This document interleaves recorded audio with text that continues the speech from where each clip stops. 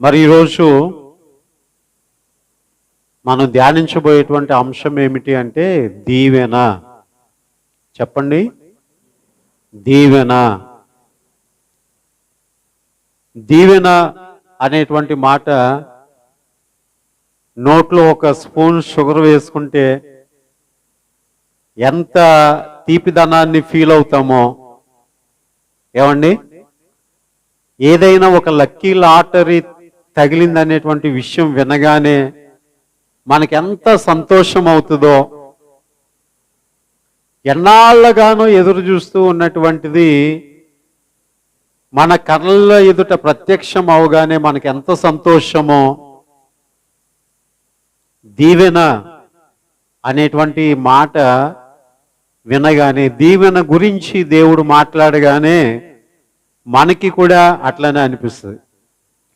దీవెన కోరుకొనని వారు ఎవరు ఉండరు. ప్రతి ఒక్కరూ కూడా నేను దేవుని చేత దీవించబడాలి, ఆశీర్వదించబడాలి, దీవెనలో సంతోషం ఉంది, దీవెనలో గొప్ప ఆనందం ఉంది, సమాధానం ఉంది, అభివృద్ధి అనేటువంటిది ఉంది, దీవెనలో పేరు ప్రఖ్యాతులు ఉన్నవి, దీవించబడుతూ ఉన్నటువంటి వారు దేవుణ్ణి మహిమపరుస్తారు. కనుక దేవుడు తన ప్రజలను ఎన్నడూ కూడా ఆయన దీవించాలనే కోరుకుంటూ ఉన్నాడు. ఆ దీవెన మనం పొందుకొనులాగున దేవుడు దీవెన కలుగుటకు గల కారణాలు కొన్ని చెప్తా వచ్చాడు. ఏమండి, వెలుగు ప్రక్కనే చీకటి ఉన్నట్లు, జీవం ప్రక్కనే మరణము ఉన్నట్లు, ఏమండి, కీడు ప్రక్కనే మేలు ఉన్నట్లు, దీవెన ప్రక్కనే శాపం కూడా ఉంది. జస్ట్ ఇటు దాటమంటే అది, ఇటు ఉన్నామంటే ఇది. మన జీవితాలు మనం ఉంటున్నటువంటి స్థితిని బట్టి అవి దీవెనగా ఉండడమా లేకపోతే శాపముగా ఉండడమా అనేటువంటిది మనమున్న స్థితిని బట్టి అవి నిర్ణయించబడతాయి. మన వాక్యంలోనికి వద్దాం ప్రియులరా. ద్వితీయోపదేశకాండము 11వ అధ్యాయము 26, 27, 28 వచనాలు కూడా మనం చదువుకుందాం. బైబిల్ తెరిచినటువంటి వారు చూడండి. చూడుడి, నేడు నేను మీ ఎదుట దీవెనను శాపమును పెట్టుచున్నాను. ఏం పెట్టాడట దేవుడు? మన ఎదుట రెండు పెట్టాడంటండి. ఒకటి దీవెన, రెండవది శాపము. దీవెన పెట్టాడు, శాపం పెట్టాడు. మీ ఎదురుగా ఏమండి, ఒక స్పూన్ పంచదార, ఒక స్పూన్ విషం పెట్టామనుకోండి, మీరు బ్రతకాలి అని అనుకుంటే గనక నోటికి రుచిగా ఉండేటువంటి పంచదార నోట్లో వేసుకుంటారు. మీరు చనిపోవాలి అని అనుకుంటే గనక ఆ విషాన్ని నోట్లో వేసుకుంటారు. ఈ రోజుల్లో చాలా మంది మరణం అనేటువంటిది ఒక స్లో పాయిజన్ లాగా తీసుకుంటా ఉన్నారు. అది ఒక రోజుకి తప్పనిసరిగా వారిని చంపేస్తుంది. That is nothing but it's a sin. అది మరొకటి ఏమీ కూడా కాదు, పాపము. ఈ పాపములో జీవిస్తూ జీవిస్తూ జీవిస్తూ ఆఖరికి మరణాన్ని. మరి కొంతమంది అయితే అనుదినము కూడా భక్తి చేస్తూ, భయము కలిగి జీవిస్తూ, ఏమండి, శాశ్వతమైనటువంటి జీవం పొందుకోవడానికి దీవెన దశగా వారు నడుస్తూ ఉన్నారు. మన ఎదుట రెండు పెట్టి ఉన్నాడట దేవుడు. ఒకటి దీవెన, శాపము. అంటే మనం తీసుకునే విధానంలో ఉంది, మనం ఆశపడే విధానంలో ఉంది, మన కోరిక విషయమై అది ఆధారపడి ఉంది. జ్ఞానముతో దీవెన తీసుకుంటావో, అజ్ఞానముతో శాపాన్ని తీసుకుంటావో, అది నీ మీద ఆధారపడి ఉంది. ఈ రోజైనా కొంచెం జ్ఞానంగా ఆలోచన చేసి ప్రభువా, ఎన్నాళ్ళు ఈ శాపము దశగా నేను ప్రయాణం చేస్తాను, నాకు దీవెన కావాలయ్యా. నా కుటుంబంలో, నా జీవితంలో దీవెన కావాలి. ఏమండి, దీవెన కావాలన్న వాళ్ళు చేతులెత్తి దేవుని స్తోత్రం చెప్పండి. హల్లెలూయా. దీవించబడాలి మనము. కనుక దీవెన అనేటువంటిది 27వ వచనంలో, నేడు నేను నీకు ఆజ్ఞాపించు మీ దేవుడైన యెహోవా ఆజ్ఞలను మీరు వినిన ఎడల దీవెనయు, మీరు మీ దేవుడైన యెహోవా ఆజ్ఞలను వినక నేడు నేను నీకు ఆజ్ఞాపించు మార్గమును విడిచి మీరెరుగని ఇతర దేవతలను అనుసరించిన ఎడల శాపము మీకు కలుగును. నన్ను అనుసరిస్తే దీవెన, నన్ను అనుసరించక ఇతర దేవతలను మీరు అనుసరించిన ఎడల శాపము కలుగును. ఏమండి, మేము ఎక్కడ విగ్రహారాధన చేయట్లేదు అని మీరు అంటారు. విగ్రహారాధన విడిచిపెట్టే కదండి దేవుళ్ళలోకి వచ్చాము అని మీరు ఉంటుంటారు. కానీ మీ జీవితాల్లో ఉన్నటువంటి విగ్రహాలు ఏంటి అంటే, మీరు అందాన్ని చూసో లేకపోతే ఆకర్షితులైపోయో మనుషుల్ని హృదయంలో దేవతల్లాగా ఆరాధన చేస్తున్నారు. మీరు అతిగా ప్రేమించేటువంటి ధనం ఒక విగ్రహం లాగా మీ జీవితంలో ఉండిపోయింది. లేకపోతే నేను అనేటువంటి అతిశయము, అహంకారము, నిన్ను నీవు ప్రేమించుకుంటూ నీలో నీవే నిన్ను నీవు ఆరాధన చేసుకుంటూ నిన్ను నీవు పొగడుకుంటూ నీకు నీవే ఒక దేవుడిగా మారిపోయావు, నీకు నీవే ఒక దేవతగా మారిపోయావు. దేవుడు అన్నాడు, నేను ఆజ్ఞాపించిన నా మాటలు వినిన ఎడల దీవెన అనేటువంటిది మీకు వస్తుంది. 28వ అధ్యాయము 2వ వచనంలో, ద్వితీయోపదేశకాండములో, నీవు నీ దేవుడైన యెహోవా మాట వినిన ఎడల ఈ దీవెనలన్నీ నీ మీదకి వచ్చి నీకు ప్రాప్తించును. ఏమండి, విన్నమన్నాడా? లేకపోతే విని వాటిని ఆచరణలో పెట్టవలసినటువంటి అవసరత ఉందా? చాలా మంది వినుట వరకునే ఉంటున్నారు, విన్న తర్వాత దాన్ని ఆచరణలో పెట్టలేకపోతున్నారు. చాలా వింటాం, మనం చాలా వింటాం, కానీ వాటిని మనము ఆచరించం ప్రియులారా. వినడము అంటే దాన్ని ఆచరించినప్పుడే వినుటలో పరిపూర్ణత అనేటువంటిది కలుగుతూ ఉంది ప్రియులారా. ఎవరైనా ఆయన మాటలు వినిన ఎడల ఈ దీవెనలన్నీ కూడా నీ మీదకి వచ్చును. ఎలాంటి దీవెన? పొలం పనులు చేసే వాళ్ళైతే పొలం పనుల్లో దీవెన. ఏమండి, కూలి పనులు చేసే వాళ్ళైతే కూలి పనుల్లో దీవెన, దాంపత్య జీవితంలో దీవెన, వ్యాపారములో దీవెన, చదువులో దీవెన, ఉద్యోగంలో దీవెన, ఇలాగున అన్ని కూడా దీవెన. దీవెన అనేటువంటిది ఎంతకైనా ఎత్తుగా ఉన్నటువంటి ఒక నిచ్చెనను పోలి ఉన్నది ప్రియులరా. కనుక ఎక్కుతున్న కొలది ఇంకా ఉన్నతమైనటువంటి ఎత్తుకు ఎదిగేటువంటి పరిస్థితి. శాపము అంటే దిగజారిపోతూ ఉన్నటువంటి పరిస్థితి. మీరు దేవుని మాట విని చూడండి, దీవెన అనేటువంటిది మిమ్మల్ని వెతుక్కుంటూ వస్తుంది. దేవుని మాట వినేటువంటి వారిని అందరినీ కూడా దేవుడు దీవించేటువంటి వాడై ఉంటూ ఉన్నాడు. ఏ రోగము, ఏ తెగులు నీ మీద కానీ నీ కుటుంబం మీద కానీ అది ఏలుబడి చేయదు. ఏ శత్రువు కూడా నీ మీద జయమొందలేడు. ఏ అంధకార శక్తులకు కూడా నీ మీద అధికారం అనేటువంటిది ఉండదు ప్రియులారా. దేవుని యొక్క దీవెన అలాంటిది. అదృష్టంలాగా అన్ని అవకాశాలు కూడా కలిసి ఉంటుంటాయి. హల్లెలూయా. మనల్ని ఎప్పుడు కూడా ఆయన నష్టపెట్టనటువంటి దేవుడు. నా జీవితంలో నేను అట్లా చూస్తూ ఉన్నాను ప్రియులారా. కాబట్టి దీవెన అనేటువంటిది భక్తులను సంతోషపరిచేటువంటిది, ఆనందమును ఇచ్చేటువంటిది, తద్వారా దేవునికి మహిమ కలగాలి అన్నటువంటిది దేవుని యొక్క ఆలోచన అయి ఉంటూ ఉంది. చాలా చిన్న విషయం. దీవెన అంటే ఉన్నది ఉండడం, ఉన్నదాన్ని అభివృద్ధి చేయడం. శాపము అంటే ఉన్నదాన్ని మనం పోగొట్టుకోవడం. చూడండి, ఈరోజు ఉదయం జస్ట్ మన వ్యాన్ దగ్గరికి నేను వెళ్ళడం జరిగింది. ఏదో చిన్న పని చేసి ఆ స్లైడింగ్ డోర్ వదిలేసి వచ్చాను నేను ఇంటికి.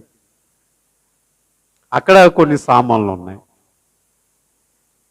అయితే ఇంకా ఆరాధనకి నేను సిద్ధపడుతున్నాను. ఈ లోపల పూర్ణ ఆలయాన్ని సిద్ధపరచడానికి వస్తూ, ఎందుకో మరి ఇటు వచ్చేవాడు అటు నుంచి వచ్చాడో లేకపోతే అటు నుంచి వస్తూ చూశాడో తెలియదు, కానీ పాసే డోర్ తీసుందేటి అన్నాడు. అప్పుడు బాబు మర్చిపోయాను, వెళ్ళి వేసి వచ్చాయంటే వెళ్ళి వేసి వచ్చాను. తను చూడలేదు అనుకోండి, నేను మర్చిపోయి వచ్చాను అనుకోండి. దారంటే వెళ్ళే వాళ్ళు అందరూ కూడా అక్కడ క్లియర్గా కనబడుతున్నటువంటి ఆ సామాన్లన్నీ కూడా తలకోటు పట్టుకుపోతారు. కనబడింది పట్టుకుపోవాలనే ఆలోచన ప్రతి ఒక్కరికి కూడా ఉంటుంది ప్రియులరా. కానీ దేవుడు ఉన్నదాన్ని పోగొట్టుకున్న శాపముగా కాకుండా ఉన్నదాన్ని కాపాడేటువంటి ఆ ధన్యత దేవుడిచ్చాడు ప్రియులరా. ఇది దేని వలన కలుగుతుంది? దేవుడు ఉన్నది తీసేయాలనుకుంటే ఏ రకంగానైనా పోతాయండి. దేవుడు ఉన్నది కాపాడాలి అనుకుంటే అలాంటి పరిస్థితుల్లోనైనా కాపాడుతాడండి. దేవుడు లేనిది ఇవ్వాలి అనుకుంటే ఆయనకు అసాధ్యమైంది ఏది కూడా లేదు కనుక ఏ స్థితిలోనైనా ఎలాగైనా సరే దాన్ని దేవుడు మనకిస్తాడండి. నమ్మిన వారు దేవునికి స్తోత్రం చెప్పండి. హల్లెలూయా, హల్లెలూయా, హల్లెలూయా, హల్లెలూయా. వెదకబోయిన తీగ కాలికి తగిలింది అన్నట్లుగా దీవెన అంటే మరి అట్లా ఉంటుంది. నిజంగా దేవుని యందు మనం భయభక్తులు కలిగి జీవించినట్టయితే దీవెనలు మన జీవితంలో చూస్తామండి. దేవుడు దీవించాలని కోరుకుంటూ ఉన్నాడు ప్రియులరా. చూడండి, ద్వితీయోపదేశ కాండము అనగానే దేవుడు రెండవ మారు తన యొక్క ప్రజలకు మోషే ద్వారా అందించినటువంటి సందేశం ఇది మూడవసారి కూడా అందించబడింది ఇజ్రాయేలు ప్రజలకు సందేశముగా. ఎవరి ద్వారా అంటే మోషే తర్వాత ఇజ్రాయేల్ ప్రజలను నడిపించినటువంటి నాయకుడైనటువంటి యెహోషువ ద్వారా. ఎందుకు మూడవసారి యెహోషువ ధర్మశాస్త్ర గ్రంథంలో ఉన్నటువంటి విషయాలన్నిటినీ కూడా ఏ ఒక్కటి కూడా మానకుండా ఆయన ప్రజలందరికీ బోధించాడు అంటే ధర్మశాస్త్ర విధులను మీరి శాపము కొని తెచ్చుకున్న కొంతమంది ఉన్నారు. ఇలాగున మరలా జరుగుతుందేమో అని చెప్పి దేవుడు మరలా వాళ్ళకి చెప్తా వచ్చాడు ప్రియులరా. హల్లెలూయా. చాలా మంది చెప్తా ఉంటుంటారు కదా, అరే చూసావా వాళ్ళ లైఫ్ ఏమైపోయిందో, చూసావా వాళ్ళకి ఎలాంటి శోధన ఎదురుపడిందో అని. కొంతమంది మనం అట్లా ఉండకూడదు, అట్లా చేయకూడదు, జాగ్రత్త సుమా అని మరొక్కసారి తల్లి జాగ్రత్తలు చెప్పినట్లు, తండ్రి జాగ్రత్తలు చెప్పినట్లు దేవుడు కొంతమంది జీవితాలను మనకు ఎదురుగా ఉదాహరణగా పెట్టి ఆయన మనకి బోధిస్తూ ఉన్నాడు ప్రియులారా. నాకు తెలిసిన ఒక కుటుంబం ఉంది. ఆ కుటుంబాన్ని ఆ స్త్రీ సరిగ్గా చక్కదిద్దుకోలేకపోయింది. సరిగ్గా చక్కదిద్దుకోలేకపోయింది అంటే ఆ ఆదాయము తన భర్త ద్వారా వస్తూ ఉన్నటువంటి సమయంలో ఇక భవిష్యత్తు గురించి ఏమీ ఆలోచించకుండా మరి ఉన్నదంతా కూడా ఆ జల్సాగా ఖర్చు పెట్టేసి ఈ రోజున ఆ ఉద్యోగస్తుడే భర్త ఎవరిని చేయి జాపకుండా చక్కగా బ్రతకగలిగినటువంటి జీవితం. కానీ ఆ భర్త కళ్ళు సరిగ్గా కనిపించుక మరి ఆ చేయి జాచి ఇతరులను ఆశించేటువంటి పరిస్థితి ప్రియులరా. మనము ఇలాంటి వారిని చూస్తూ ఉన్నటప్పుడు చాలా జాగ్రత్త వహించాలి. అవిశ్వాసములో పడిపోయినటువంటి వారిని కానీ, పాపపు జీవితంలో జీవిస్తూ ఉన్నటువంటి వారిని కానీ, వారిని వెంబడిస్తూ ఉన్నటువంటి శాపములు కానీ మనము చూసి గ్రహించి ఎన్నో విషయాలు మనము తెలుసుకోవాల్సి ఉంది ప్రియులరా. సరే, మోషే మరణించాడు. ఆ తర్వాత యెహోషువ నాయకత్వం బయలుదేరింది. ప్రియులరా, యెహోషువ నాయకత్వంలో వాళ్ళు ఇంచుమించుగా యెరికో పట్టణానికి దగ్గరగా వచ్చేటప్పటికి హాయి అనేటువంటి ఒక చిన్న పట్టణాన్ని వాళ్ళు జయించి ముందుకెళ్ళాలి. దేవుడు ఏమన్నాడు వాళ్ళతోటి? మీ ఎదుట ఎలాంటి వారికైనా ధైర్యము చాలదు, ఎలాంటి వారి ఎదుటైనా నేను మీకు విజయాన్ని ఇస్తాను, నేను మీతో ఉన్నాను, మీ పక్షంగా యుద్ధం చేస్తాను అని దేవుడు చెప్పాడు. అట్లాగుననే వారిని నడిపిస్తా ఉన్నాడు. అయితే ప్రియులరా, దేవుడు వారిని ఎడబాసిన ఒక సందర్భం వాళ్ళే ఏం చేశారు అంటే కలుగజేసుకున్నారు. ప్రియులరా, దేవుడు నిన్ను నన్ను విడనాడడు, ఎడబాయుడు. ఆయన మనతో ఉండడానికి మనము అనుకూలంగా ఉన్నంత కాలం, కానీ నీలో ఆయనకి నచ్చింది ఏదైనా ఉంటే గనక ఆయన నిన్ను ఎడబాస్తాడు. అప్పుడే నీకు శోధనలు వస్తాయి, అప్పుడే నీకు సమస్యలు వస్తాయి, అప్పుడే నీకు గొప్ప నష్టం కలుగుతుంది. దేవుడు చేయి విడిచినటువంటి భక్తుని యొక్క జీవితాన్ని మనము ఊహించలేము. అది అధోగతి పాలైపోతుంది. కానీ దేవుడు తోడుగా ఉన్నటువంటి జీవితాల్లో ఎన్నడూ ఎటువంటి నష్టము కూడా కలగదు ప్రియులారా. హల్లెలూయా. చేతులెత్తి దేవునికి స్తోత్రం చెప్పండి. మన దేవుడు మనలను విడువని వాడు, మన దేవుడు మనలను ఎడబాయని వాడు. ఆయనతో నువ్వు ఉంటే నీతో ఆయన ఉంటాడు, అంతే. ఆయన వదిలిపెట్టేసావా, ఇక నీతో ఉండేవాడు సాతాను. కనుక ప్రియులారా, యెహోషువ గ్రంథములో 8వ అధ్యాయం 34వ వచనములో మనము చూసినట్లయితే ఆ ధర్మశాస్త్ర గ్రంథములో వ్రాయబడిన వాటన్నిటినీ బట్టి, ఆ ధర్మశాస్త్ర వాక్యములన్నిటినీ అనగా దాని దీవెన వచనమును దాని శాప వచనమును చదివి వినిపించెను. స్త్రీలను పిల్లలను వారి మధ్య నుండి పరదేశులను వినుచుండగా యెహోషువ సర్వ సమాజమునెదుట మోషేనాజ్ఞాపించిన వాటిలో చదవక విడిచిపెట్టిన మాట ఒక్కటియు కూడా లేదు. ఎందుచేతనంటే దేవుడు తన మీద నేరము మోపించుకునేవాడు కాదు. ఇది నాకు చెప్పలేదే, నువ్వు నాకు చెప్పుంటే ఇలా జరుగుండేది కాదే అని దేవుణ్ణి అనడానికి మనము అవకాశం ఇవ్వకుండానట్లు ఆయన అన్ని కూడా చెప్తాడట. నువ్వు చెప్పకే ఇలా జరిగింది అని అనడానికి మనకి అవకాశం లేదట ప్రియులరా. ఎందుకు ఈ మాటలు దీవెన శాపము అనేటువంటిది చెప్పాడు అంటే, దీవించబడిన వారు కొంతమంది ఉన్నారు, శపించబడిన వారు కొంతమంది ఉన్నారు. ఈ దీవించబడిన వారు, శపించబడినటువంటి వారు ఒకే సంఘముగా, ఒకే సమూహముగా తండ్రి అయినటువంటి దేవుని యొక్క సన్నిధిలో వాళ్ళు నడుచుకుంటూ ఉన్నారు. కానీ దీవించబడిన వారు దేవుని యొక్క మాట చొప్పున చేసుకుంటూ వెళ్ళారు. శపించబడినటువంటి వారు దేవుని యొక్క ధర్మశాస్త్రాన్ని వారు మీరి నడుచుకున్నారు. అదేంటో కాదు. ఆయన అన్నాడు, చూడండి, శపితమైన దానిని మీరు దేనిని కూడా ఆశించవద్దు అని దేవుడు చెప్పినప్పుడు, చూడండి, ఆ ఆకాను అనేటువంటి వాడు ఆ శపితమైన దాన్ని తెచ్చి లోపల పెట్టుకున్నాడు. ప్రియుల, శపితమైనటువంటిది అన్యాయంగా సంపాదించింది కానీ, లేకపోతే అన్య దేవతల ఎదుట పెట్టినటువంటిది కానీ, ఏమండి, ఇంకా అక్రమ సంపాదన కానీ మన గృహాల్లో ఉండడానికి వీల్లేదు. అది గొప్ప శాపముగా మార్చబడుతుంది ప్రియులరా. అది మన పిల్లలకు ఆశీర్వాదము అనేటువంటిది కాదు. అందుచేత అన్యాయంగా వచ్చింది అన్యాయంగానే పోతుంది అంటారు కదా. కానీ ఎప్పుడైతే యథార్థంగా కష్టపడినటువంటిది ఉంటుందో అది ఇతరుల యొక్క చేతికి చిక్కబడినప్పటికీ కూడా మాకేం భయం లేదు. మా సొమ్ము అన్యాయంగా అన్యుల పాలైనప్పటికీ కూడా దేవుడు మాకు తిరిగిస్తాడు.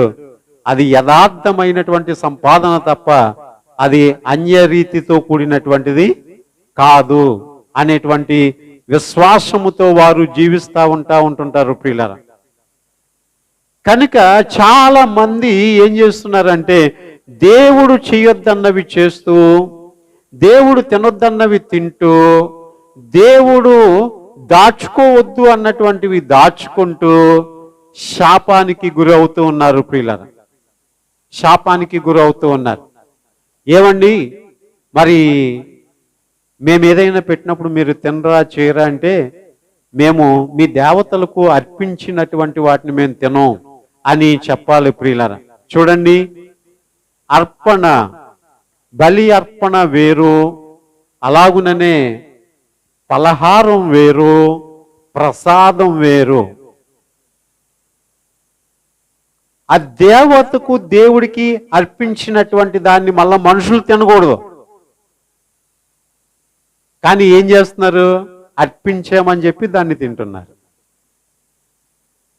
పలహారము, పలహారం అంటే ఏంటి చెప్పండి? ఎవరైనా వచ్చినప్పుడు వాళ్ళకి రిఫ్రెష్మెంట్ కోసం ఒక సమోసో, ఒక టీయో, ఒక బిస్కెట్ ఇచ్చారనుకోండి, దాన్ని పలహారం అంటారు. ఏమండి?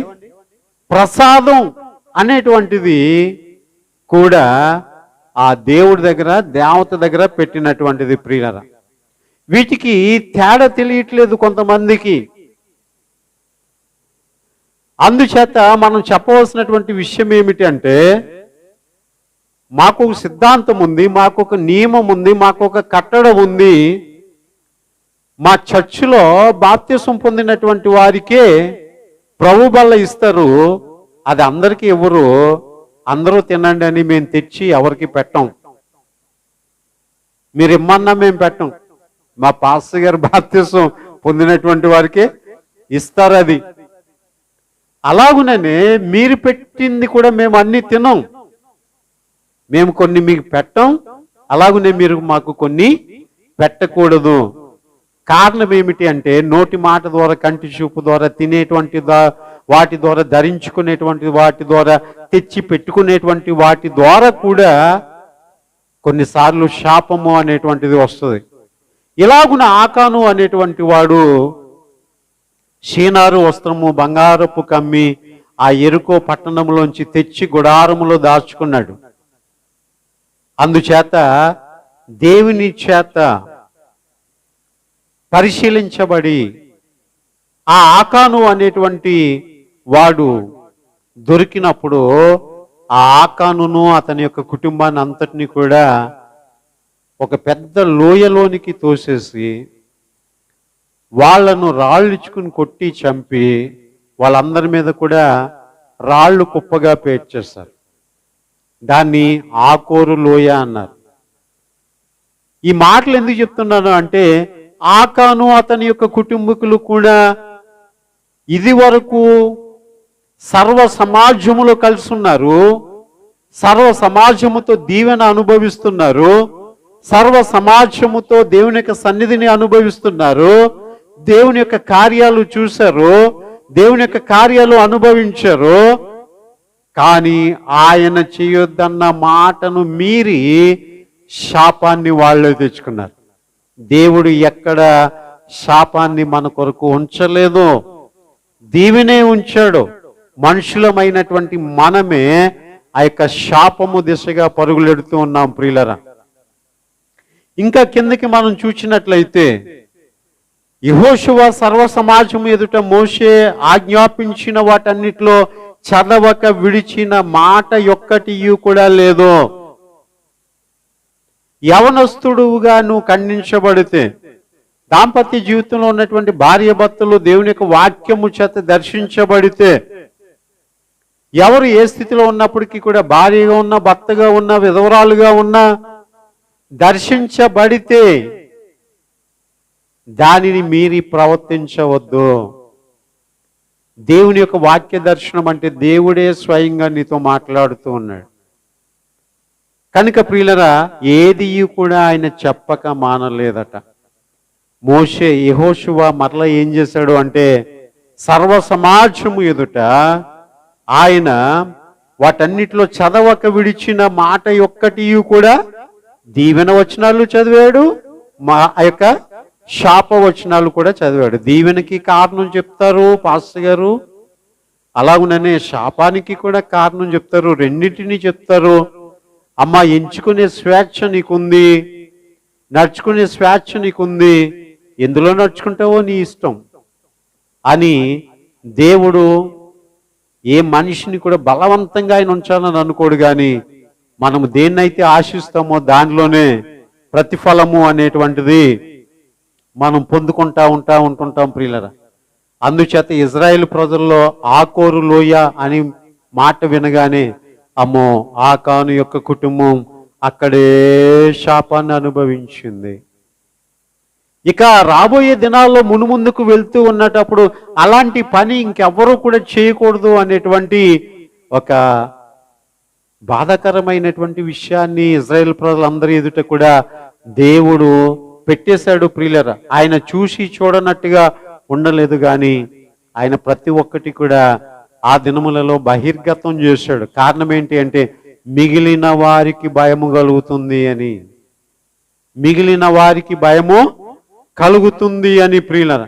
కాబట్టి దేవుని యొక్క జీవగ్రంథంలో ఏ మాటలు ఉన్నాయంటే, దీవెన మాటలు ఉన్నవి, శాపానికి గల కారణాలు కూడా ఉన్నాయి. 28వ అధ్యాయంలో, ఈయన మాటలు వినిన ఎడల ఈ దీవెనలన్నీ కూడా నీ మీదకి వచ్చును, ఈయన మాట వినని ఎడల ఈ శాపములన్నీ కూడా నీ మీదకి వచ్చును. దీవెన అయినా శాపమైన దేని మీద ఆధారపడి ఉంది చెప్పండి? మాట వినడంలో ఉంది ప్రియులరా, మాట వినడంలో ఉంది. కాబట్టి మాట వినాలి. కొంతమందికి ఇంకా ఎవరు చెప్పినా వినరండి, వాళ్ళ ఇష్టం వాళ్ళదే.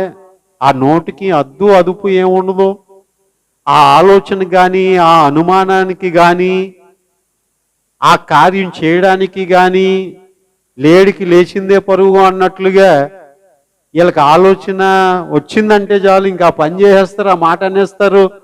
అట్లా ఉంటుంటుంది ప్రియులు. ఇలాగున చేసుకుని వెళ్ళడానికి కూడా కారణం ఒకటి ఉంది. ఆ యొక్క చూడండి, సాతాను వారి జ్ఞానాన్ని దొంగిలించేసింది, సాతాను వారి బుద్ధిని దొంగిలించేసింది. అంతగా ఆలోచించలేకపోతున్నారు వాళ్ళు. జ్ఞానము అనేటువంటిది దేవుని దగ్గర ఉంది, అది అడిగితే ఆయన ఇస్తాడు. ఆ జ్ఞానము చేత సమస్తాన్ని కూడా మనము పరిశీలన చేస్తాము. హల్లెలూయా, హల్లెలూయా. అప్పుడే సరి అయినటువంటి నిర్ణయాన్ని మనము తీసుకొనగలము ప్రియులారా. బైబిల్ గ్రంథంలోంచి ఒక వ్యక్తి ఉన్నతమైనటువంటి దీవెన పొందుకుంది. ఆ వ్యక్తిని గురించి మనం ధ్యానం చేద్దాం. రూతు గ్రంథం 3వ అధ్యాయము 10వ వచనంలో, అతడు నా కుమారి, యెహోవా చేత నీవు దీవెన నొందిన దానవు. హల్లెలూయా. ఈ మాట నాతో అందరూ చెప్పండి. అతడు నా కుమారి, యెహోవా చేత నీవు దీవెన నొందిన దానవు. ఎవరితో ఈ మాట అంటున్నారంటే, బోయాజు అనబడినటువంటి వ్యక్తి రూతు అనేటువంటి ఒక ఆమెతో అంటూ ఉన్నాడు ప్రియులారా. ఈ రూతు ఎక్కడి నుంచి వచ్చిందంటే, అన్య దేశం నుంచి వచ్చింది, మోయాబు దేశం నుంచి వచ్చింది. ఏవండి, ఎందుకు వచ్చిందండి అక్కడి నుంచి అంటే, యోదయ దేశపు బెత్లెహేములో కరువు వస్తే నయోమి అనబడినటువంటి ఒక ఆమె తన కుటుంబంతో కలిసి ఆ అన్య దేశానికి వెళ్ళింది. అక్కడికి వెళ్ళిన తర్వాత తన భర్తను పోగొట్టుకుంది, 2 కొడుకులకి పెళ్లి చేసింది, 2 కొడుకుల్ని కూడా పోగొట్టుకుంది. ఆఖరికి ఈమె 2 కూతుర్లు మిగిలేరంతే, కోడళ్ళు మిగిలేరంతే. అయితే ఈమె అన్నది, అమ్మా నేను నా దేశానికి వెళ్ళిపోతున్నాను అన్నది. అప్పుడు ఈ 2 కోడళ్ళు కూడా దగ్గరకు వచ్చారు. దగ్గరకు వచ్చిన తర్వాత అత్త మేము కూడా మీతో వస్తాము అని అంటే అత్త అన్నది, అమ్మా ఒకవేళ నేను మరల వివాహం చేసుకుని బిడ్డను కని వాణ్ణి మీరు చేసుకుందాము అని అనుకున్నప్పటికీ కూడా అది కుదరనటువంటి పని, మీరు ఇక్కడ ఉండిపోండి అని చెప్తే చిన్న కోళ్ళు ఉండిపోయింది. పెద్ద కోళ్ళు మాత్రం ఒక మాట అంటూ ఆ అత్తగారి వెనకట్ల దేశానికి వచ్చేసింది. నీ జనమే నా జనము, నీ ప్రజలే నా ప్రజలు, నువ్వెక్కడ మృతి పొందుతావో నేను అక్కడ మృతి పొందుతాను అని చెప్పి ఆ రూతు నయోమి వెంట వచ్చేసింది. ప్రియులరా, ఇంతకీ రూతు యొక్క ఆసక్తి ఏంటంటే, ఒకప్పుడు రాహాబు అనేటువంటి ఒక ఆమె కూడా, అయ్యా మీ దేవుడు నిజమైన దేవుడు, మీ దేవుని ఎదుట ఎవ్వరికి కూడా నిలబడడానికి శక్తి చాలదు, నేను ఈ ఎరుకో పట్టణంలో ఈ గోడలు కూలిపోతే చచ్చిపోకుండానట్లు నన్ను నా కుటుంబాన్ని మీరు జ్ఞాపకం చేసుకొని మీలో మమ్మల్ని కలుపుకోండి అన్నది. అలాంటి కొన్ని సంఘటనలు ఎరిగినటువంటి ఈ రూత్ ఏమన్నదంటే, నాకు లేక అవకాశం వచ్చింది, ఆ దేవుడు నిజమైన దేవుడు, ఆ ప్రజలు నిజంగా దేవుని చేత ఆశీర్వదించబడినటువంటి వారు, నేను భర్తను పోగొట్టుకున్నటువంటి విధవరాలనైనప్పటికీ కూడా నేను అక్కడే ఉంటాను, వాళ్ళతోటే ఉంటాను అని చెప్పి ఆసక్తితో వచ్చేసిందండి. అద్భుతంగా దేవుడు ఆమె జీవితాన్ని ఆశీర్వదించాడు. హల్లెలూయా, హల్లెలూయా. కరువు కాలములో పొలం తాకట్టు పెట్టేశారు. ఇక రిక్తురాలుగా నయోమి వచ్చింది, వెనకతల కోడలు కూడా వచ్చింది. ఈమె యవనస్తురాలు. ప్రియులారా, యవనస్తురాలు. ఈ రోజుల్లో మనం చూస్తూ ఉన్నాం, భార్య భర్తలైనటువంటి వారు ఒకరికొకరు నమ్మకంగా ఉండనటువంటి పరిస్థితులు. కారణం ఏమిటి అంటే, వారిలో ఉన్నటువంటి బుద్ధిహీనత, వారిని ఆవరించినటువంటి దురాత్మ దుష్టశక్తుల యొక్క ప్రభావం చేత ఎవరి ఇష్టం వచ్చినట్లు వారు జీవిస్తున్నారు. అన్యాయంగా అక్రమ సంబంధాలు అనేటువంటివి పెట్టుకుంటూ ఉన్నారు. వాటి వలన కలిగినటువంటి నష్టం తీవ్రమైనప్పుడు కానీ చేసింది తప్పని వాళ్ళకి తెలియట్లేదు. ఒకవేళ దేవుని కనికరం ఉంటే గనుక అటువంటి పరిస్థితుల్లో సైతము దేవుడు వారికి కృప చూపి కనికరించి వారికి ఆయన సహాయాన్ని చేస్తున్నాడు. దావీదు మీద ఉన్నటువంటి కృప ఇలాంటి వారి మీద కూడా ఆయన చూపిస్తూ ఉన్నాడు. అయితే ఈమె యవనస్తురాలు, పిల్లలు ఇంకా పుట్టలేదు, భర్త చనిపోయాడు, అత్త వెనకతలో వచ్చేసింది. ప్రియులారా, చూడండి, ఎప్పుడైతే భర్త చనిపోయాడో ఈ లోకంలో అనుకుంటా ఉంటుంటారు, అమ్మా నాకు లిబర్టీ వచ్చింది, నాకు స్వేచ్ఛ వచ్చింది, నాకు స్వతంత్రత వచ్చింది, నేను ఎక్కడికైనా వెళ్ళొచ్చు, ఏదైనా చేయొచ్చు అని అనుకుంటున్నట్లుగా కొంతమంది ఈ లోకంలో ఉన్నారు. ప్రియులారా, కానీ నయోమి అనబడినటువంటి ఆ యొక్క అత్తను రూతు ఒక తల్లిలాగా చూసుకుంది. తన యొక్క వైధవ్యపు జీవితంలో కూడా చాలా నమ్మకంగా ఉంది. అతని సమీప బంధువుడైనటువంటి బోయాజు మిక్కిలి ఆస్తి కలిగినటువంటి వాడు.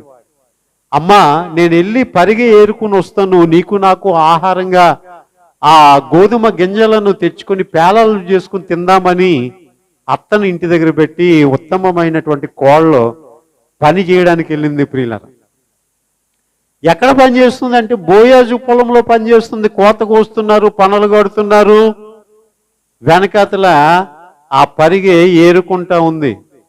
బీదలైనటువంటి వారు ఆ పరిగె ఏరుకునేటువంటి పరిస్థితి. బోయాజు వచ్చాడు, అడిగాడు, ఈమె ఎవరు కొత్తగా వచ్చింది ఈరోజు పనిలోకి అని అంటే, ఈమె రూత్ అండి, మోయాబస్తురాలండి, వాళ్ళ అత్త నయోమి అండి, మీకు సమీప బంధువు అండి. ఇంకా ఏం చెప్పారు చెప్పండి, భర్తను పోగొట్టుకుందండి. అయితే ప్రియులరా, ఆ పనివారందరూ కూడా సాక్ష్యం చెప్పారు, అయ్యా పనిలోకి రావడం వెళ్ళిపోవడం తప్ప ఆమె వైధవ్యపు జీవితంలో పరాయి మగాడిని ఇలాగ కన్నెత్తి చూసి వెకిలిగా నవ్వింది లేదు, వెకిలి చేష్టలు లేవు అని చెప్పి ఆ రూతు గురించి బోయజ్కి అందరూ సాక్ష్యం చెప్పారు. హల్లెలూయా, హల్లెలూయా, హల్లెలూయా. యవనస్తులారా, నాకంటే మీరు చాలా ధన్యులు. మీకంటే బహు దుర్మార్గుడైనటువంటి నన్ను కనికరించి దేవుడు ఈ స్థితిలో పెట్టాడో, నాకంటే నమ్మకస్తులైనటువంటి మీకు మెండైన దీవెనలు దేవుడు కలుగజేస్తాడని నేను తెలియచేస్తూ, ఏమండి, ఒకవేళ ఎవరైనా నా వంటి పాపి ఎవరైనా ఉంటే గనక అలాంటి వారిని సైతం దేవుడు కనికరిస్తాడు అనడానికి దేవుడు నన్నే ఉదాహరణగా పెట్టి వాడుకుంటూ ఉన్నాడు. హల్లెలూయా, హల్లెలూయా. మీ గురించి మంచి సాక్ష్యం ఉండాలి ఈ సమాజంలో. మిమ్మల్ని చూసినటువంటి ఇరుగు పొరుగు వారు మీ గురించి మంచి సాక్ష్యాన్ని చెప్పాలి. ప్రియులరా, నా జీవితంలో నేను అనుభవించిన పరిస్థితులన్నిటినీ కూడా క్రోడీకరించి నేను మీ కొరకు బహుభారముతో పనిచేస్తూ ఉన్నాను. ఏమండి, మీలో ఎవరైనా కథలు చెప్పేవాళ్ళు ఉన్నారా? మీకంటే బోల్డని కథలు చెప్పాను నేను. బోల్డని కథలు చెప్పాను. మీలో ఎవరైనా నటించే వాళ్ళు ఉన్నారా? మీకంటే బోల్డ్ అంత నటించేశాను. కానీ ఈరోజు కథలు లేవు, నటన లేదు. దేవుని దగ్గర యథార్థంగా ఉన్నది ఉన్నట్టు ఏమండి జీవించడానికి దేవుడు సహాయం చేస్తున్నాడు. హల్లెలూయా, హల్లెలూయా, హల్లెలూయా.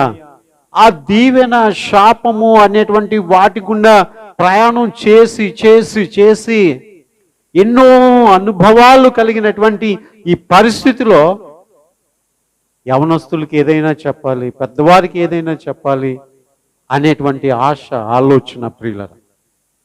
కనుక యవనస్తురాలైనటువంటి ఆ యొక్క రూతుతో బోయజు మాట్లాడుతూ ఉన్నాడు, యెహోవా చేత నీవు దీవెన నొందిన దానవు. హల్లెలూయా. అంతేకాదు, ఒక సందర్భంలో అంటాడు, యెహోవా రెక్కల నీడకు నువ్వు వచ్చి ఉన్నావు.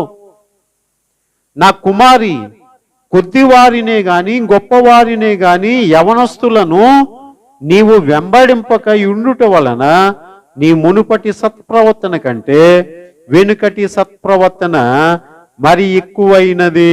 హల్లెలూయా, హల్లెలూయా. నువ్వేం చేయలేదు? నువ్వు యవనస్తురాలవై ఉండి కొద్దివారినే గాని గొప్పవారినే గాని యవనస్తులైనటువంటి వారిని నువ్వేం చేయలేదు అంటే వెంబడించలేదు. వెంబడించలేదు ప్రియులరా.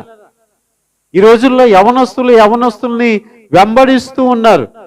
వాళ్ళ స్టైల్ కావచ్చు, వాళ్ళ ఆకర్షణ కావచ్చు, ఏదైనా కావచ్చు. ఏమండి, అట్రాక్ట్ అయిపోయినటువంటి పరిస్థితుల్లో ఏం చేస్తూ ఉన్నారంటే వాళ్ళ వెనకాతలే వెళ్ళిపోతూ ఉన్నారు. ఆఖరికి ఎలాంటి పరిస్థితి అంటే కసాయి వాడని గొర్రె నమ్మక వాడి వెనకాతలు వెళ్ళి వధించబడినట్లుగా కొంతమంది జీవితాలు వధించబడుతూ ఉన్నాయి ప్రియులారా. ఎన్నో అనుభవాలు గుండా ఈరోజు వాటినన్నిటినీ కూడా తలంపుల్లో పెట్టుకుని భారముతో పనిచేయడానికి వాటన్నిటినీ కూడా గురించి చెప్పడానికి ప్రభు కృప చూపిస్తూ ఉన్నాడు ప్రియులారా. ఏమండి, ఎవరు చెప్పగలరండి? గోతిలో దిగొద్దురా బాబు అని ఎవరు చెప్పగలరు చెప్పండి? గోతిలోకి దిగి దాని యొక్క చెడుతనాన్ని అంతటిని కూడా అనుభవించినటువంటి వాడే చెప్పగలడు. కనుక ప్రియులరా, ఏమని అంటున్నాడంటే నీ వెనుకటి సత్ప్రవర్తన కంటే, నీ మునుపటి సత్ప్రవర్తన కంటే వెనుకటి సత్ప్రవర్తన మరి ఎక్కువైనది. చూసావా, నీవేదో ఆశించి ఇంకో పెళ్లి చేసుకుందాంలే ఈ మోయాబు దేశంలో అని ఉండిపోకుండా ఎప్పటికైనా ఇలా విధవగానైనా ఉండిపోతాను గాని నేను నా అత్తను విడిచిపెట్టను, అలాగుననే ఆ దేవుని యొక్క పట్టణంలోనికి నేను ఎట్లా అయినా రావాలి అని ఒక మంచి ఆలోచనతో వచ్చావు. చూసావా, ఆ వచ్చిన తర్వాత, ఇక్కడికి వచ్చిన తర్వాత కూడా నీ సత్ప్రవర్తన ఎలా ఉంది అంటే వెనుకటి దానికంటే మునుపటి దానికంటే ఇప్పటి సత్ప్రవర్తన చాలా బాగుంది. ఏమండి, మనం ముందు దానికంటే ఇప్పుడు సత్ప్రవర్తన ఎక్కువ బాగుండాలి. నిన్నటి కంటే ఈరోజు బాగుండాలి. లోకంలో ఉన్న దానికంటే దేవుల్లో ఉన్నది బాగుండాలి. ఎప్పుడు ఒకలాగేనా? ఆ సత్ప్రవర్తన ఇంకా ఏమైంది చెప్పండి? సత్ప్రవర్తన కంటే మరి ఎక్కువైనది. హల్లెలూయా. దినదినము కూడా సత్ప్రవర్తనలో మార్పు రావాలి. అబ్బా, రోజు రోజుకి కూడా మనం ఎట్లా మారిపోవాలంటే మంచివారిగా మారిపోవాలి. హల్లెలూయా, హల్లెలూయా. ఎదుగుతున్న గర్వం పెరిగిపోవడం, ఏమండి, దేవుడు దీవించిన కొలది అతిశయం పెరిగిపోవడం కాదు ప్రియులర్. ఎదుగుతున్న కొలది ఒదిగేటువంటి స్థితి మనకి కావాలి ప్రియులర్. చూడండి, చక్కగా 3 మాటలు దేవుడు నాకు బయలుపరిచాడు. ఆ పక్కన రాయబడి ఉంది, దేవుడు తగిన సమయమందు మిమ్మల్ని హెచ్చించినట్లు ఆయన చేతి క్రింద దీన మనస్కులై ఉండి. ఎక్కడున్నది? ఈ పక్కన ఉంది చూడండి, ఇదిగో. హల్లెలూయా, హల్లెలూయా. ఎలా ఉండాలి దేవుని దగ్గర? దీన మనస్కులై ఉండాలి. కనుక ఎక్కువ అవ్వాలి మన యొక్క సత్ప్రవర్తన. కాబట్టి ఇక్కడ బోయాజు దేవునికి సూచనగా ఉన్నాడు. రూతు ఒక శాపభరితమైనటువంటి జీవితాన్ని దేవునిలో మార్చుకున్నటువంటి ఒక వ్యక్తిగా ఇక్కడ మనకి కనబడుతూ ఉంది ప్రియులారా. సామెతల గ్రంథం 22వ అధ్యాయము 9వ వచనములో, దయాదృష్టి గలవాడు తన ఆహారములో కొంత దరిద్రునికి ఇచ్చును, అట్టివాడు దీవెన నొందును. హల్లెలూయా. దయాదృష్టి కలిగినటువంటి వాడు తన ఆహారంలో కొంత ఎవరికి ఇస్తాడట? ఏమండి? దరిద్రుడికి ఇస్తాడంటండి. అసలు దేవునికి ఇవ్వడం చేతనైతే అప్పుడు దరిద్రుడికి ఇచ్చేటువంటి మనసు కూడా మనకు వస్తుంది. దేవుని దగ్గరికి మనము తీసుకుని రాలేనటువంటి పరిస్థితులు దరిద్రునికి మనం ఎట్లా ఇవ్వగలం? ఇక్కడ బోయాజు ఏం చేస్తున్నాడంటే, జీవితంలో ఎంతో నష్టపోయినా, జీవితంలో ఎంతో కోల్పోయినా, జీవితంలో ఇక సమస్త ఆశలు కూడా ఏమండి వదులుకున్నటువంటి ఆ యొక్క రూతు విషయంలో ఏం చేస్తున్నాడంటే, అమ్మా కుమారి, నువ్వు మాతో కూడా వచ్చి ఇక్కడ భోజనం చెయ్యి, పర్లేదు, ఏమి ఇబ్బంది లేదు. నువ్వు అక్కడెక్కడో ఉండి ఇబ్బంది పడకు, మాతో కూడా వచ్చి ఈ పేలాలు అవి నువ్వు తిను అని చెప్పి. బోయాజు గొప్ప ధనవంతుడండి. బోయాజు పొలంలోకి రాగానే పనివారందరూ కూడా ఒక మాట అనేవారట, యెహోవా చేత బోయాజు ఆశీర్వదింపబడును గాక అని. ఆ పనివారందరూ అంటే బోయాజు అనేవాడంట, దేవుడు మిమ్మల్ని అందరినీ కూడా ఆశీర్వదించును గాక. హల్లెలూయా, హల్లెలూయా. ప్రియులరా, దీవెన అనేటువంటిది ఒక రెస్పెక్ట్ లాగా ఇచ్చి పుచ్చుకున్నటప్పుడు అక్కడ అభివృద్ధి అనేటువంటిది ఉంటది ప్రియులరా. కనుక బోయాజు ఏం చేస్తున్నాడు అంటే, అట్టివాడు దీవెన నొందును. బోయాజు దీవించబడుతున్నాడు. కారణం ఏమిటి అంటే, పెట్టే మనసు అతనికి ఉంది, ఇచ్చేటువంటి మనసు అతనికి ఉంది ప్రియులరా. ఏమండి? కొన్నిసార్లు మనం విరోధ భావంతో ఉన్నదైన కాల్లో పడేస్తాం, కానీ ఆఖరికి మనము ఎవరికైనా దాన్ని పెట్టడానికి ఇష్టపడం ప్రియులరా. చాలా మందిని మనం చూస్తూ ఉంటుంటాం, అయ్యో ఇది ఈ సమయంలో మరలా ప్యాక్ చేసి రోడ్డు మీద పట్టుకెళ్తే ఎవడైనా ఆకలితో ఎదురు చూస్తున్న వాడు ఉంటాడేమో అని మనం ఆలోచన చేయాలి ప్రియులరా. ఎలాంటి వాడు దీవెన పొందుతాడు అంటే, చూడండి, ధాన్యం బిగబట్టినటువంటి వారిని జనులు శపిస్తారట. సామెతల గ్రంథం 11వ అధ్యాయము 20వ వచనంలో, 11వ అధ్యాయం 26వ వచనంలో, ధాన్యము బిగబట్టు వాణ్ణి జనులు శపించెదరు, దానిని అమ్ము వాని తల మీదకి దీవెన వచ్చును. ధాన్యం బిగబడుతుంటారట కొంతమంది, చూసారా? కొన్నిసార్లు ఉల్లిపాయలు కేజీ 100 రూపాయలు అయిపోతుంటాయి, టమాటా కేజీ 100 రూపాయలు అయిపోతూ ఉంటుండే. అంటే అవి లేక కాదు, అంత డిమాండ్ పెరగాలని చెప్పి పండినటువంటి ఆహార పదార్థాలని గొడౌన్స్ లో దాచేస్తా ఉంటుంటారు. అందరికీ దొరకలేదు అన్న తర్వాత దాన్ని జాగ్రత్తగా రిలీజ్ చేస్తారు. ఇప్పుడు రేటు పెంచి అమ్మాలని ఉంటుంటారు. అటువంటి వాడిని జనులు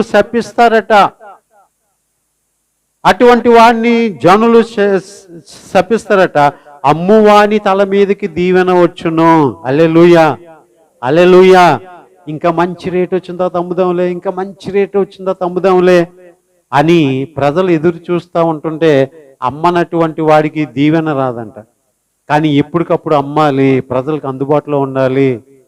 వాళ్ళందరూ తినడం కోసమే కదా దేవుడు మనకి ఆహారాన్ని, వర్షాన్ని ఇచ్చి ఈ భూమి పంట ఇచ్చింది. మనం ఎందుకు అత్యాశకు పోయి దాన్ని దాయాలి అని అనుకోకుండా అమ్మువాని తల మీదకి దీవెనలు వచ్చును. అంతేకాకుండా దయాదృష్టితో ఆహారము కొంత దరిద్రునికి పెట్టి వానికి దీవెన వచ్చును. హల్లెలూయా, హల్లెలూయా. బోయజు పొలంలో పనిచేస్తున్నటువంటి వారి యొక్క కూలి వారికి ఇచ్చేస్తున్నాడు. ఎప్పటికప్పుడు రేపు రండి, ఎల్లుండి రండి, నెల రోజులు పోయింది అది ఇస్తానులేండి అని అనలేదు. ఎప్పటి కూలి వాళ్ళకి అప్పుడు ఇచ్చేస్తూ ఉన్నాడు ప్రియులారా. ఇంకా మనం కిందకి చూసినట్లయితే ప్రియులారా, సామెతల గ్రంథం 24వ అధ్యాయం 25వ వచనంలో, న్యాయముగా తీర్పు తీర్చు వారికి మేలు కలుగును, క్షేమకరమైన దీవెన అట్టి వారి మీదకి వచ్చును. న్యాయముగా తీర్పు తీర్చు వాళ్ళకి ఏం కలుగుతుందట? మేలు కలుగుతుందట. న్యాయముగా తీర్పు తీర్చలేని పరిస్థితుల్లో ఏముంటది అంటే పక్షపాత బుద్ధి ఉంటుంది. కులాన్ని ఎంచుతారు, మతాన్ని ఎంచుతారు, మనుషుల యొక్క వారి యొక్క స్థితిగతులను ఎంచుతా ఉంటుంటారు. న్యాయముగా తీర్పు తీర్చాలట ప్రియులరా. కొన్నిసార్లు తీర్పు కోసం మనం వెళ్ళినప్పుడు అక్కడ ఒకటి మనకి కనబడుతుంది ఏంటంటే, వీళ్ళు మన కొన్నొస్తులేనా, వీళ్ళు మన ఊరోలేనా, అలాగైతే ఫస్ట్ ప్రయారిటీ ఇద్దాం, అలా కాకపోతే సెకండ్ ప్రయారిటీ ఇద్దాం. అలా వ్యత్యాసంగా తీర్పు తీర్చేవాని తల మీదకి శాపం వస్తుంది. కానీ న్యాయముగా తీర్పు తీర్చు వారికి మేలు కలుగును, క్షేమకరమైన దీవెన అట్టి వారి మీదకి వచ్చును. ఏమండి, అందరినీ కూడా సమానంగా చూసేటువంటి ఒక తత్వం మనం కలిగి ఉండడానికి దేవుని దగ్గర మనం ప్రార్థన చేసుకోవాలి. దేవుడు అదే కోరుకుంటున్నాడు. దేవుడు అదే కోరుకుంటున్నాడు ప్రియులారా. కనుక ఈమెకు న్యాయం చేయాలి. రూతుకి నేను బంధువుణ్ణి, ఎలా న్యాయం చేయగలను ఈమెకు అని బోయజు ఆలోచన చేస్తూ ప్రియులారా ఏమంటున్నాడంటే, అమ్మా బంధువుగా నేను నిన్ను విడిపిస్తాను. అయితే ఆ రోజుల్లో విడిపించబడడానికి ఆశ్రయించినటువంటి విధానం ఏమిటి అంటే, ఇలా చూడండి, ఆశ్రయించిన విధానం ఏమిటి అంటే, ఆ విడిపించేవాడు పడుకున్నటప్పుడు ఆ పాదాల దగ్గరికి వెళ్ళి ఈవిడ కూడా పడుకోవాలంట. అంటే నేను నిన్ను ఆశ్రయిస్తున్నానని చెప్పడానికి. బోయజు తన పొలంలో పడుకున్నప్పుడు రూతు వెళ్ళి తన పాదాల దగ్గర పడుకుంది. లేచి చూశాడు. ఏంటమ్మా అంటే, అయ్యా నన్ను విడిపించాలయ్యా, మా పొలం తాకట్లో ఉందయ్యా, మమ్మల్ని విడిపిస్తే మా అత్త నేను బ్రతుకుతామయ్యా, నా భర్త చనిపోయాడు, నా మద్దిగారు చనిపోయాడు, మా మాంగారు చనిపోయాడు, మేము ఎట్లా బ్రతుకుతాం అని అంటే, అప్పుడు బోయజ్ అన్నాడు, నాకంటే సమీప బంధువుడు నీకు ఇంకొకడు ఉన్నాడు, వాడు విడిపించినా సరే లేని ఎడల నేను విడిపిస్తానని చెప్పి బోయజ్ ఏం చేశాడు అంటే, ఆ యొక్క రూతును ఆమె యొక్క అత్తను కూడా విడిపించాడు. అంతేకాకుండా ఈ బోయజ్ ఏం చేశాడంటే, ఈ విధవరాలైనటువంటి రూతును ఏమండి ఆమె యొక్క సత్ప్రవర్తన చూసి ఏం చేశాడో తెలుసండి, ఇష్టపడి వివాహం చేసుకున్నాడు. హల్లెలూయా, హల్లెలూయా, హల్లెలూయా. తాను ఎలాంటి ఆశలు పెట్టుకుని వచ్చి ఇజ్రాయేల్ యొక్క దేశంలో నేను అడుగు పెడితే ఏ రకంగానైనా దీవించబడతాను అని అనుకుని వచ్చినటువంటి ఆమె ఎన్నడూ కూడా కలగనలేదు, ఊహించలేదు. కానీ ఆమె ఒక ధనవంతునికి భార్య అయిపోయిందండి. దేవునికి స్తోత్రం, హల్లెలూయా. దేవుణ్ణి నమ్మి వచ్చింది. అంతేకాకుండా తన యొక్క సత్ప్రవర్తన, మంచి ప్రవర్తన ఆమెకు గొప్ప దీవెన తెచ్చిపెట్టిందండి.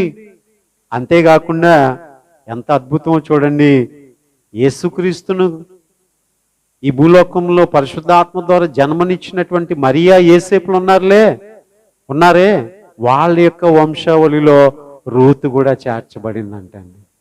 హల్లెలూయా, హల్లెలూయా, హల్లెలూయా. దేవుని దీవెన అంటే ఇంకా సామాన్యంగా ఉండదండి. ఒక సామాన్యుడు అయినటువంటి దేవుడు నిన్ను గొప్పగా చేసేస్తాడు. నువ్వు ఊహించినంతగా నీ పిల్లల్ని దేవుడు ఆశీర్వదిస్తాడు. నీ మీద ఉన్నటువంటి శాపాన్ని కొట్టివేసి దాన్ని దేవుడు దీవెనగా మార్చేస్తాడు. నువ్వెప్పుడు కూడా ప్రార్థన చేసుకోవాలి, అయ్యా శాపాన్ని తీసివేయనాయన, నీ దీవెన మాకు దయచేయి ప్రభువా అని మనము ప్రార్థన చేయాలి ప్రియులరా. 28వ అధ్యాయం 20 వచ్చిన సామెతల గ్రంథంలో, నమ్మకమైన వానికి దీవెనలు మెండుగా కలుగును. నమ్మకమైనటువంటి వానికి దీవెనలు మెండుగా కలుగును. నమ్మకంగా ఉండాలండి, నమ్మకంగా ఉండాలి. దేవుడు అప్పగించిన పనిలో, దేవుడు ఉంచిన స్థితిలో నమ్మకంగా మనం ఉన్నట్లయితే ఏమండి, ఆరాధించట్లో నమ్మకంగా ఉండాలి, ఇచ్చట్లో నమ్మకంగా ఉండాలి, ప్రవర్తనలో నమ్మకంగా ఉండాలి. కొంతమందిలో దొంగ బుద్ధి చూస్తూ ఉంటాం, కొంతమందిలో మోసం చూస్తూ ఉంటుంటాం. ఏమండి, ఎట్లాగునా వాళ్ళ యొక్క జీవితాల్లో ఎంతో శాపాన్ని మనం చూస్తూ ఉంటుంటాం. నమ్మకమైన వానికి దీవెనలు మెండుగా కలుగును. ఎంత నమ్మకస్తురాలుగా ఉంటా వచ్చిందో. ఏమండి, రూతును దేవుడు దీవించాడు, ఆశీర్వదించాడు. ప్రియులరా, హల్లెలూయా, హల్లెలూయా, హల్లెలూయా. ఎంత దీన స్థితికి దిగజారిపోయినప్పటికీ కూడా దేవుణ్ణి దూషించొద్దు, మన మీద మన శాపవచనాలు మనం పలుకోవద్దు.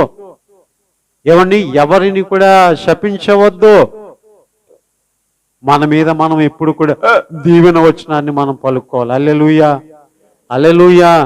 దేవుడు నన్ను దీవిస్తాడు, దేవుడు నన్ను క్షమిస్తాడు, దేవుడు నా శాపాన్ని తీసేస్తాడు, దేవుడు నన్ను కనికరిస్తాడు, దేవుడు నా శాపమును దీవెనగా మారుస్తాడు అని మనం ఎప్పుడు కూడా దీవెన వచనాన్ని మన మీద పలకాలి. ప్రియుల, ఇక రెండవదిగా మనం చూసినట్లయితే దేవునికి ఇచ్చుట్లో గొప్ప దీవెన ఉంది. హల్లెలూయా, హల్లెలూయా. ఒకటి, నమ్మకంగా ఉండడం, భక్తిగా ఉండడం, విశ్వాసముతో ఉండడం, ఆశ కలిగి ఉండడం, ఆయన దీవెనల కిందకి రావడం, ఆయన మాట వినడంలో దీవెన ఉంది. రెండవదిగా మనం చూస్తే దేవునికి ఇచ్చుట్లో దీవెన ఉంది. హల్లెలూయా. శారపతి విధవరాలు కరువు కాలంలో ఏలియాకు ఆ పూటకే ఉన్నటువంటి ఆ రొట్టెను పెట్టింది. కరువు కాలం అంతా కూడా ఆమె పోషించబడింది. హల్లెలూయా, హల్లెలూయా. గనురాలైనటువంటి స్త్రీ ఏలియాకు ఏం చేసింది అంటే, ఎలీషాకి ఏం చేసింది అంటే, ప్రియులరా, ఆ ఒక గది ఇచ్చింది, దీపం ఇచ్చింది, దీపస్తంభం పెట్టింది, అతని కొరకు ఒక మంచం ఇచ్చింది, అతని కొరకు ఒక భోజనం కూడా పెట్టింది. ఆమె జీవితంలో గనురాలైనప్పటికీ కూడా సంతానము లేనటువంటి స్థితిని దేవుడు సంతానమిచ్చి దీవించాడు, ఆశీర్వదించాడు. హల్లెలూయా. ఒక చిన్న పిల్లవాడు 5 రొట్టెలు 2 చేపలు యేసు ప్రభువు వారి చేతిలో పెట్టాడు. 5,000 మంది తృప్తిగా భోంచేశారు. ఆ దీవెనకు గల కారణం ఏంటి అంటే ఆ చిన్న పిల్లవాడి యొక్క దాతృత్వం. ఈ రోజుల్లో మనం దేవునికి ఇవ్వకయ్యే దీవించబడలేకపోతూ ఉన్నాం. ప్రియులరా, నేను చెప్పాను కదా, నా దశమ భాగాన్ని కూడా నేను ఖచ్చితంగా తీస్తా ఉన్నాను. దేవునికి మనం ఏది ఇచ్చినా నేను అంటాను ఖచ్చితంగా, ఎవరికైనా అప్పిస్తే ఎగ్గొడతాడేమో కానీ, ఎవడైనా చేసిన ఉపకారాన్ని మర్చిపోతాడేమో కానీ, ఎవరికైనా ఉపకారం చేస్తే కృతజ్ఞత లేకుండా ఉంటాడేమో కానీ, దేవుని పేరట మనము ఖర్చు పెట్టిన ప్రతి రూపాయికి కూడా ఆయన ఎన్నడూ కూడా నేనే నీకు ఇచ్చాను ప్రభువా అని అనిపించుకోకుండా ఆయన ఏం చేస్తాడట, రెట్టింపించేసి నీవు నాకు ఇచ్చినా నువ్వే నాకు రుణపడి ఉన్నావని ఆయన ఎన్నడూ కూడా మన రుణాన్ని ఆయన దగ్గర ఉంచుకోడంటండి. హల్లెలూయా, హల్లెలూయా. ఇచ్చింది ఉంచుకోనోడికి ఇచ్చేస్తే ఇంక ఇబ్బంది ఏముందండి? ఏమండి, ఇచ్చింది ఉంచుకోకుండా రెట్టింపిస్తానన్నటువంటి వాడికి ఇవ్వడంలో నష్టమే ఉందండి. కనుక ఆయన చేతిలో పెట్టకయ్యే మనం దీవించబడలేకపోతున్నాం. హల్లెలూయా, హల్లెలూయా. కనుక ప్రియులరా, మనం చూద్దాం. ద్వితీయోపదేశకాండంలో దేవుడు అన్నాడు చూడండి, 16వ అధ్యాయం 17వ వచనంలో, వారు ఒట్టి చేతులతో యెహోవా సన్నిధిని కనబడక నీ దేవుడైన యెహోవా నీకు అనుగ్రహించిన దీవెన చొప్పున ప్రతి వాడును తన శక్తి కొలది ఇయ్యవలెను. దేవుని సన్నిధిలో ఎలా కనబడకూడదంటండి? ఒట్టి చేతులతో కనబడకూడదట, ఒట్టి చేతులతో కనబడకూడదట. ఏమండి, మరి ఎలాంటి చేతులతో కనబడాలి? కృతజ్ఞత కలిగిన చేతులతో కనబడాలి. హల్లెలూయా, హల్లెలూయా. ఒట్టి చేతులతో దేవుని సన్నిధిలో కనబడకూడదు.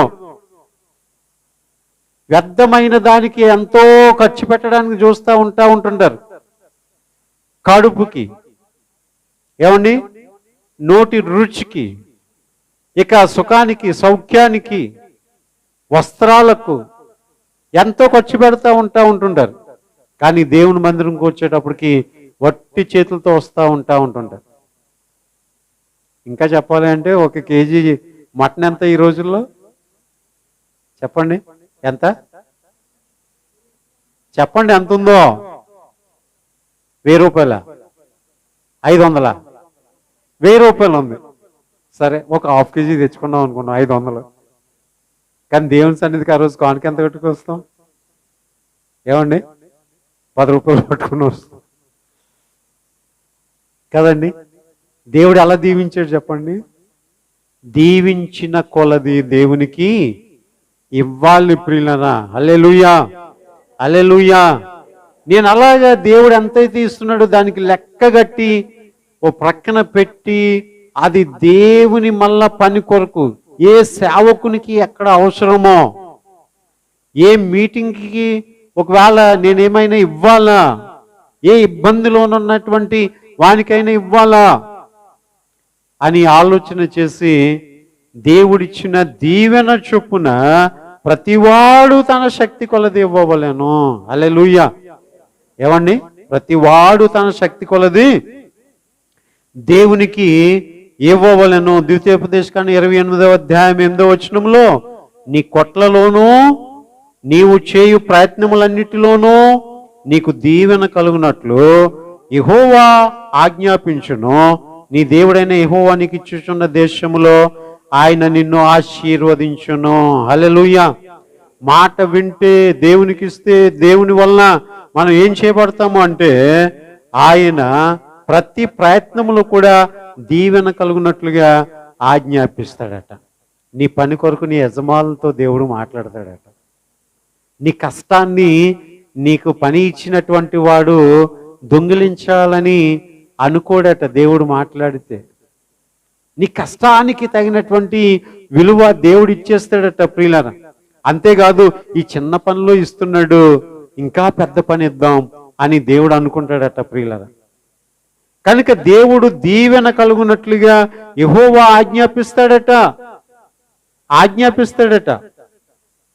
ఎవరికో వెళ్ళిపోదు ఆ బేరం, ఎవరికో వెళ్ళిపోదు ఆ ఉద్యోగం. ఏమండి, ఫలానా చోట నా వ్యక్తి ఉన్నాడే, అతని దగ్గరికి వెళ్ళు. అతనే అనుభవించాలి ఈ దీవెన, అతనే అనుభవించాలి ఈ ఆశీర్వాదం. హల్లెలూయా, హల్లెలూయా. బోయాజు దీవించబడ్డాడు. ఏంటమ్మాయి, ఏ దేశస్త్రాలు నువ్వు? ఇదేంటి, యూదులు మేము, మా పొలాల్లో చేరుకుంటున్నావేంటి అని అన్నాడా? అనలేదండి. ఎంత కనికరం కలిగినటువంటి వాడండి. అంతేకాకుండా పనివారికి చక్కని భోజనం పరిగే వదిలిపెడుతున్నాడు. కొంతమంది ఏం చేస్తూ ఉంటుంటారంటే, అరే అసలు చేను మోపు కట్టండి, ఇంకేమైనా పడేసారేమో ఒకసారి అలా వెనక్కి వెళ్ళి చూసుకొచ్చి పడిన 1, 2 కూడా ఏరుకొచ్చేయండి రా అని ఉంటారు. ఇప్పటికీ కూడా ఆ పల్లెటూరులో కోత కోసిన తర్వాత, ఇప్పుడైతే మిషన్లు వచ్చి ప్రతి గింజ ఏరేస్తున్నాయి, కానీ అప్పట్లో పరిగి ఏరుకునేవారు పేదవారు. వెనకట్లు వెళ్ళి ఆ రాలిపోయిన రెళ్ళు, దాన్ని గింజలన్నీ కూడా ఏరుకుని ఆ పేదవారు బ్రతికేవారు. అలాగున్న బోయాజు పేదవారికి ఆహారం పెట్టాడు ప్రియులనా. కనుక దేవుడు ఆజ్ఞాపిస్తాడట. మలాకీ గ్రంథం 3వ అధ్యాయం 10వ వచనంలో, నా మందిరంలో ఆహారం ఉండునట్లు 10వ భాగమంతయు మీరు నా మందిరంలోనికి, నిధిలోనికి తీసుకుని రండి. దీన్ని చేసి మీరు నన్ను శోధించిన ఎడల నేను ఆకాశపు వాకిన్లను విప్పి పట్టజాలనంత విస్తారమైన దీవెనలు కుమ్మరించదను. విస్తారమైన దీవెనలు కుమ్మరిస్తాను. నువ్వు ఇస్తే నీకు ఇయ్యబడదు, నువ్వు చేస్తే నీకు చేయబడదు, నువ్వు ఆరాధన చేస్తే ఆశీర్వదించబడదు. ఒట్టి చేతులతో వస్తే నీ చేతులు ఒట్టిగానే ఉంచేస్తాడు. కనుక దేవునికి ఇచ్చట్లో గొప్ప ఆశీర్వాదం ఉంది. కేవలం ధనమే కాదు, నీ సంపాదనే కాదు, నీ సమయాన్ని దేవునికి ఇవ్వు, నీ శక్తిని దేవునికి ఇవ్వు ప్రియులరా. దేవుడు నిన్ను దీవిస్తాడు, ఆశీర్వదిస్తాడు. అందుచేత విస్తారమైన దీవెనలు కుమ్మరించదను. ఎప్పుడో తెలుసా? నా మందిరంలో ఆహారం ఉన్నట్లు 10వ భాగమంతయు మీరు నా మందిరపు నిధిలోనికి తీసుకొని రండి. హల్లెలూయా, హల్లెలూయా. కనుక ఒక్క వాక్యాన్ని చెప్పి నేను ముగిస్తాను. కీర్తన గ్రంథం 109వ కీర్తన 17వ వచనం చదువుకుందాం. 109వ కీర్తన 17వ వచనం చదువుకుందాం. శపించుట వానికి ప్రీతి గనుక అది వాని మీదకి వచ్చి ఉన్నది. శపించుట వానికి ప్రీతి గనుక అది వాని మీదకి వచ్చి ఉంది. చూడండి, కొన్నిసార్లు ఏమంటారు చెప్పండి, వాళ్ళకి సంకటం రాను, వాళ్ళకి అది రాను, ఇది రాను, ఏ మాటలు కొంతమంది, వాళ్ళకి అలా అయిపోను, వీళ్ళకి ఇలాగ అయిపోను, ఇలాగున్నది చాలా ఇష్టంగా మాట్లాడతారేమో. అదంతా ఎదుటోళ్ళకి రాదంట, అలా అన్నవాడి మీదకే వస్తుందంట, అలా అన్నవాడి మీదకే వస్తుందట. నీవు విత్తిన దాన్ని కోస్తావు గనుక ఏదైతే విత్తుతున్నావో అదే కోస్తావు. ప్రతి చోట కూడా ఈ యొక్క జల్సీ అనేటువంటిది మనుషుల్లో సహజంగా పుట్టుకొస్తూ ఉంటుంటుంది. అభివృద్ధి పొందినటువంటి వారిని చూసి వాళ్ళు నాశనం అయిపోను, ఏమండి వాళ్ళ జీవితాల్లో ఇలాగునైపోను అలాగునైపోను అని ఉంటుంటారు. ఈ వాక్యం మీరు చదివారా? నేను చదివినప్పుడు 10 సార్లు దీని గురించి ఆలోచన చేశాను. 10 సార్లు దీని గురించి ఆలోచన చేశాను. శపించుట వానికి ప్రీతి గనుక అది వాని మీదకే వచ్చి ఉన్నది. ఎదుటోళ్ళు బాగుపడకూడదని నువ్వు కోరుకుంటే నువ్వు బాగుపడలేవు. ఎదుటి వాళ్ళు బాగుపడకూడదు అన్నటువంటి నీ మాట నీ మీదకే వస్తుంది. దాని వెంటనే కింద ఇంకో వచనం ఉంది, దీవెన యందు వానికి ఇష్టము లేదు గనుక అది వానికి దూరమాయను. దీవెన యందు వానికి ఇష్టం లేదు. ఎవడైనా దీవించబడాలి అని కోరుకుంటే ఎదుటివాని దీవెన కోరుకో, అప్పుడు నువ్వు దీవించబడదు. హల్లెలూయా. మా తోటి సేవకులు ఉంటుంటారు, వారి స్థితిగతులు వారి స్థాయి వేరేగా ఉంటుంటుంది. ఎక్కడికి వెళ్ళినా సరే దీవెన వచనాన్ని పలకాలి మనం. ప్రియులన, దేవుడు మిమ్మల్ని దీవించును గాక, God bless you, God bless you, God bless you అనేటువంటి మాట మనం పలుకుతూ ఉండాలి. ఎవరికి సెకండ్ ఇచ్చినా గాడ్ బ్లెస్ యూ అనేటువంటి మాట మనం పలుకుతూ ఉండాలి ప్రియులన. అందున ప్రాముఖ్యంగా ఏమండి, యాజకులైనటువంటి అహరోను సంతతి వారితో దేవుడు ఏమని చెప్పాడంటే, ఇజ్రాయేల్ ప్రజలు మీరు ఇలా దీవించాలి. యెహోవా సన్నిధి కాంతి మీ మీద ఉండును గాక, యెహోవా తన యొక్క కృపను మీకు అనుగ్రహించును గాక అని దీవించాలట. మీరు మీ బిడ్డలను దీవించండి, మీ అన్నదమ్ములు దీవించండి, అక్కచెల్లెలను దీవించండి, మీ తల్లిదండ్రులను దీవించండి. భార్య భర్తను దీవించాలి, భర్త భార్యను దీవించాలి. శాపవచనాలు పలకూడదు. ఇది చాలా ప్రమాదం. ఎదుటివారి దీవెన వానికి ఇష్టము లేదు గనుక దీవెన వానికి లేదు. ఎదుటివాడిని శపించడం వానికి ఇష్టము గనుక అది వాని మీదకే వచ్చి ఉన్నది. భూమి ఆకాశం గతించిన ఈ నా మాటలు ఎన్నటికీ కూడా గతించం. ముత్యాలు లాంటి ఈ మాటలు మనం లోతుగా దాన్ని గ్రహించి తెలుసుకోవాలి. కానీ ఎంతైనా ఆ మాటల్లో గొప్ప అర్థం ఉందండి, గొప్ప అర్థం ఉంది ప్రియులరా.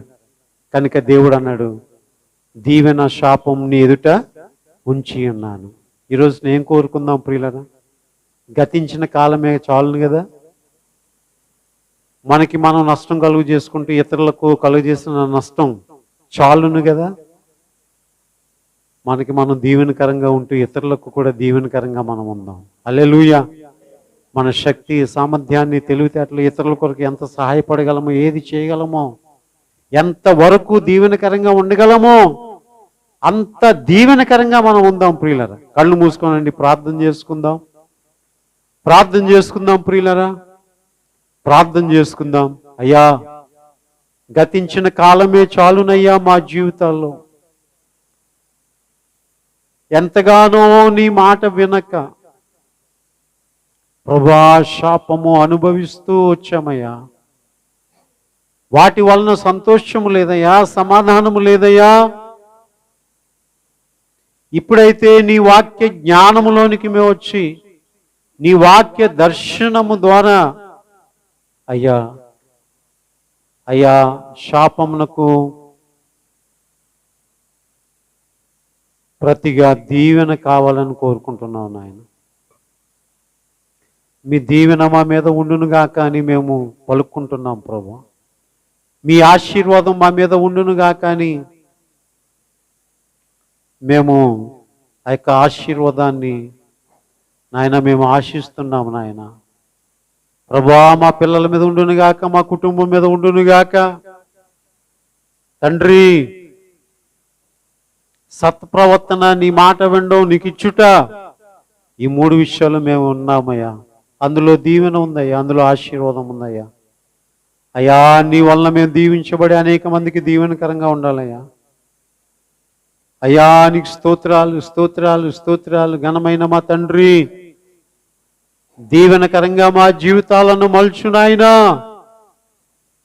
మాట వెనక వ్యతిరేకించి మా ఇష్టము చొప్పున జరిగించుకున్న కాలమే చాలును ప్రభువా. ఇక నీ మాట వింటే మేము దీవించబడతామయ్యా. అయ్యా, నీ మాట వింటే మేము దీవించబడతామయ్యా.